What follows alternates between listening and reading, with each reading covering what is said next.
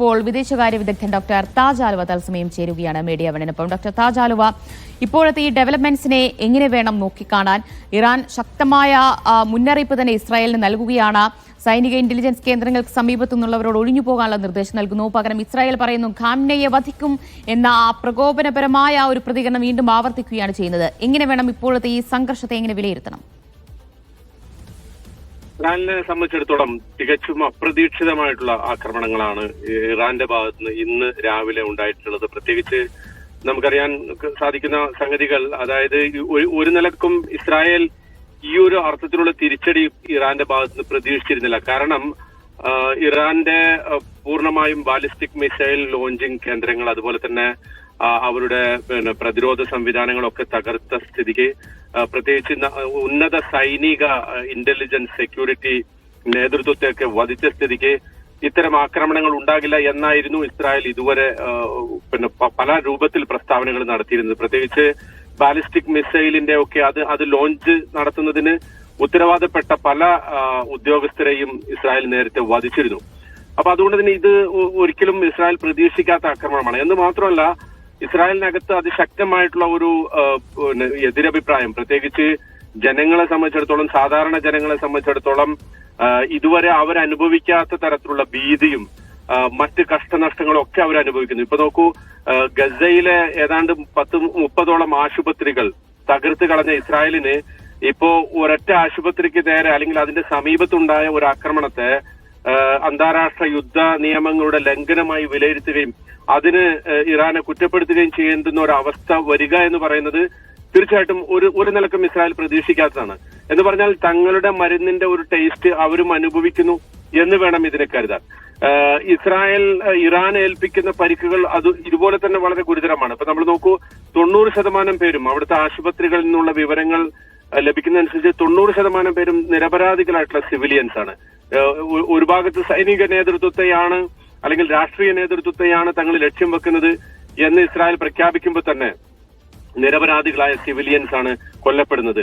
ഈ അലി ഖാംനെയെ വധിക്കുന്നു എന്ന് പറയുന്നത് വാസ്തവത്തിൽ ഇപ്പോഴുള്ള ഒരു പ്രസ്താവന മാത്രമല്ല. നേരത്തെ തന്നെ ഇസ്രായേൽ പറഞ്ഞുകൊണ്ടിരിക്കുന്നു, അമേരിക്ക അത് പറയുന്നു, ട്രംപ് നേരത്തെ തന്നെ പറഞ്ഞു ഞങ്ങൾക്ക് വേണമെങ്കിൽ എപ്പോ വേണമെങ്കിലും കൊല്ലാവുന്ന ആളാണ് സോ കോൾഡ് സുപ്രീം ലീഡർ.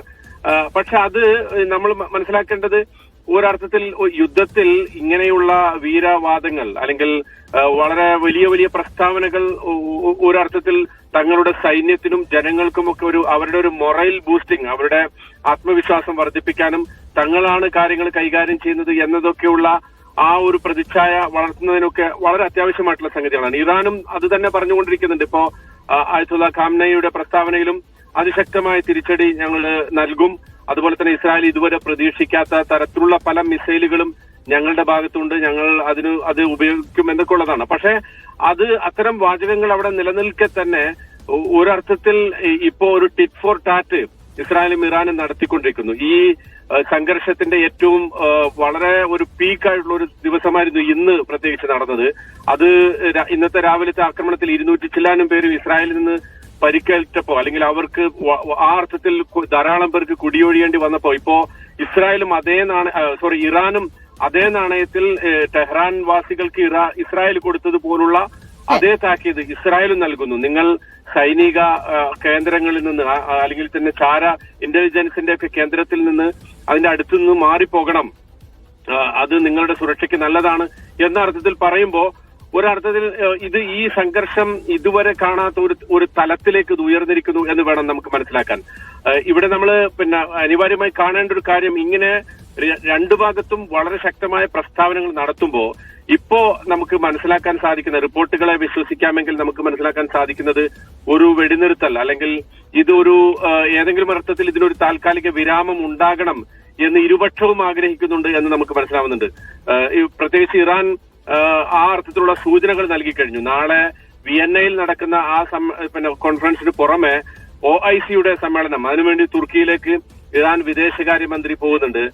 അതുപോലെ ഖത്തറിന്റെ വിദേശകാര്യമന്ത്രിയും പ്രധാനമന്ത്രിയും ഒക്കെ അതിൽ സംബന്ധിക്കുന്നുണ്ട്. അപ്പോ സ്വാഭാവികമായിട്ടും അത് മുഖേന ഒരു കൃത്യമായ സന്ദേശം ഈ വെടിനിർത്തൽ താൽക്കാലികമായെങ്കിലും ഒരു വെടിനിർത്തലിനെ കുറിച്ചുള്ള സൂചനകൾ നമുക്ക് അവിടെ നിന്നൊക്കെ ലഭിക്കുന്നുണ്ട്.